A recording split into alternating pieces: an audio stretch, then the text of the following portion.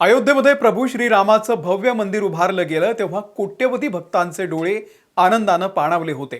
पण आज ही बातमी ऐकून तुमचं रक्त सळसळेल आणि तुमचं मन सुन्न होईल. ज्या प्रभू श्रीरामाच्या चरणी भक्तांनी आपल्या घामाचा पैसा अर्पण केला, त्याच मंदिराच्या गाभाऱ्यातून त्याच रामललांच्या डोळ्यांदेखत करोडो रुपयांची लूट झाली. आणि लूट एकदा दोनदा नाही तर तब्बल 42 दिवसांमध्ये 70 वेळा झाली. सर्वात धक्कादायक म्हणजे चोरी केलेले हे पैसे कुठे लपवले जात होते माहिती आहे? बाथरूम आणि टॉयलेटमध्ये. SITच्या तपासामध्ये जे खुलासे झाले आहेत ते संताप आणणारे आहेत. ही चोरी कशी झाली, त्याची मॉडस ऑपरेंडी कशी होती, CCTV मध्ये काय कैद झालंय आणि या चोरांचे गॉडफादर कोण होते, सगळं काही सांगतो. व्हिडिओ शेवटपर्यंत बघा. नमस्कार, मी अमोल किन्होळकर. आपण पाहत आहात महाराष्ट्र टाइम्स ऑनलाईन.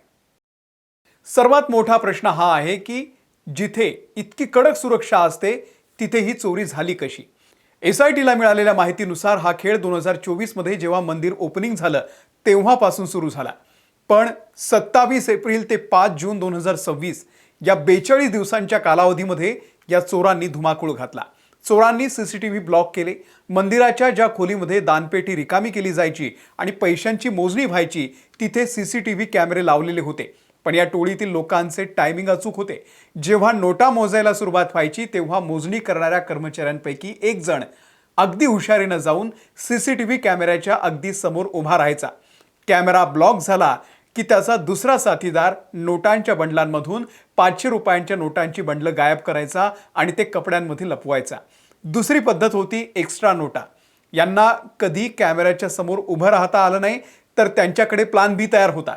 हे कर्मचारी काय करायचे? रोख रकमेचे बंडल तयार करताना प्रत्येक बंडलामध्ये ठरलेल्या संख्येपेक्षा जास्त नोटा घुसवायचे.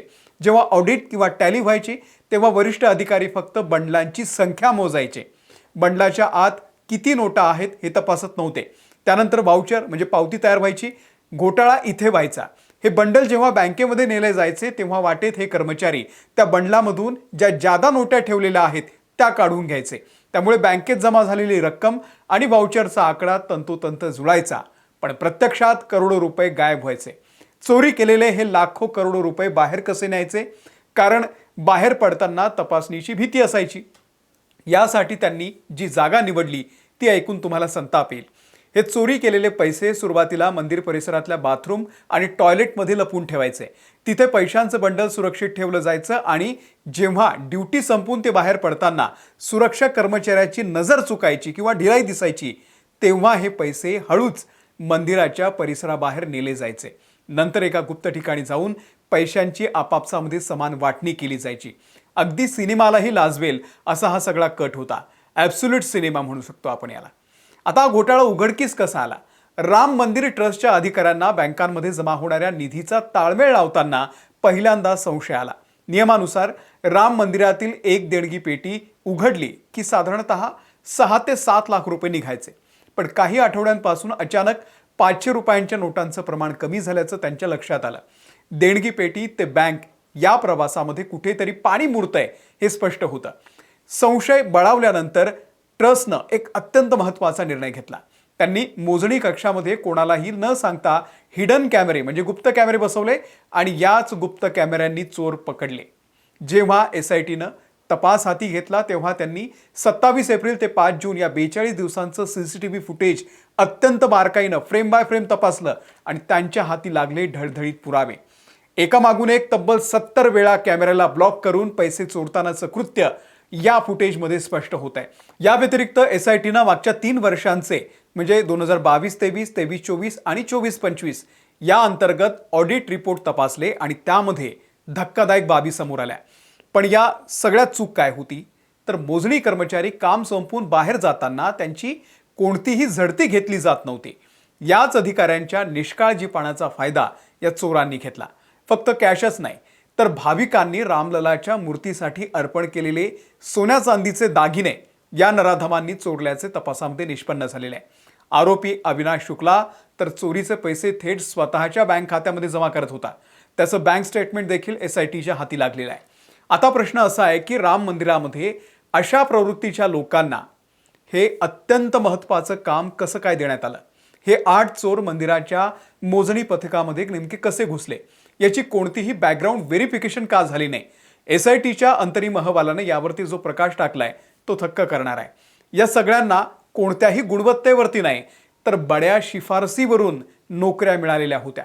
या प्रकरणामध्ये SITनं एकूण 8 जणांना अटक केलेली आहे.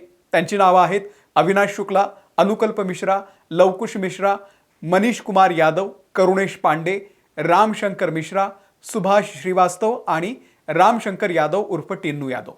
या सगळ्यांचं कनेक्शन बघा. या चोरीचा मुख्य मास्टरमाइंड मानला जातोय टिन्नू यादवला. हा टिन्नू यादव साधा सुद्धा माणूस नाहीये. तो राम मंदिर ट्रस्टचे माजी सरचिटणीस चंपत राय यांचा ड्रायव्हर होता, प्रशासक होता. चंपत राय यांच्या अत्यंत जवळचा असल्यामुळे त्याचा मंदिरामध्ये मोठा प्रभाव होता. याच प्रभावाचा वापर करून टिन्नू यादवनं त्याचा चुलत भाऊ मनीष यादव याला थेट कॅश मोजणीच्या टीममध्ये घुसवलं. दुसरा मास्टरमाइंड होता सुभाष श्रीवास्तव. तो मंदिराच्या मोजणीच्या ड्युट्या ठरवणं किंवा नेटवर्क वाढवण्याचं काम करायचा. आरोपी अनुकल्प मिश्रा यानं आपल्या पदाचा गैरवापर करून आपला सख्खा मेहुणा लवकुश मिश्रा याला त्याच मोजणी पथकामध्ये तैनात करून घेतलेलं होतं. म्हणजेच हे संपूर्ण रॅकेट नातेवाईक आणि ओळखीच्या लोकांचंच होतं, जे शिफारसीच्या जोरावरती मंदिरामध्ये घुसले आणि देवाच्या पैशावरती दरोडा टाकत होते.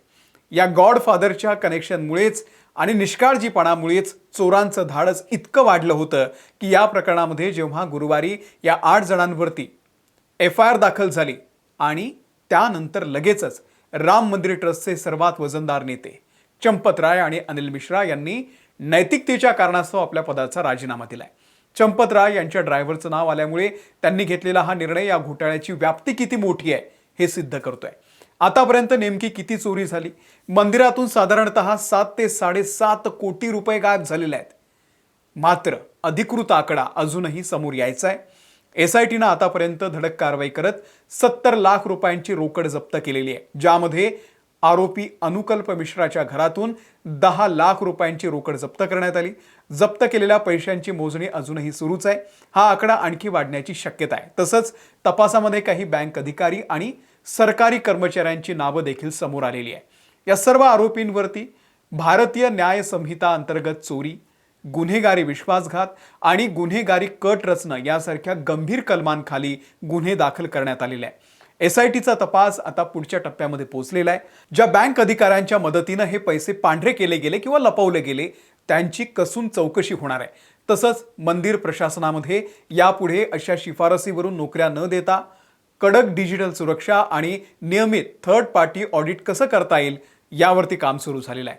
प्रभू श्रीरामाच्या दरबारामध्ये उशीर का होईना पण न्याय मिळत असतो. भक्तांच्या श्रद्धेशी खेळणाऱ्या या चोरांना कठोरात कठोर शिक्षा झाली पाहिजे, हीच प्रत्येक रामभक्ताची भावना आहे. तुम्हाला या सगळ्या प्रकरणाबद्दल नेमकं काय वाटतंय? मंदिर प्रशासनाच्या या निष्काळजीपणाला जबाबदार कोण आहे? तुमच्या प्रतिक्रिया कमेंट बॉक्समध्ये नक्की सांगा. आमचा व्हिडिओ आवडला असेल तर इतरांपर्यंत शेअर करा आणि त्यासोबतच आमच्या महाराष्ट्र टाइम्सच्या YouTube चॅनलला तुम्ही सबस्क्राईब करा. फेसबुकवरती, इंस्टाग्रामवरती सुद्धा आहोत, तिथेही आम्हाला फॉलो करा. धन्यवाद.